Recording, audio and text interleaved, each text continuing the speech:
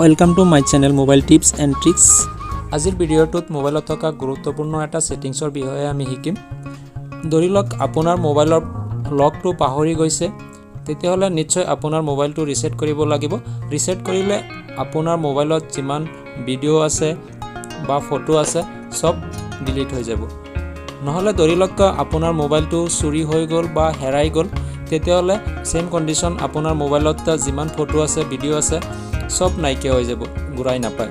তেতিয়াহ'লে বলক আজিৰ ভিডিঅ'টোত আমি শিকিম যে মোবাইল হেৰাই গ'লে বা চুৰি হৈ গ'লে তথাপিও আপোনাৰ মোবাইলৰ যিমান ফটো আছে ভিডিঅ' আছে সব আপুনি ঘূৰাই পাব।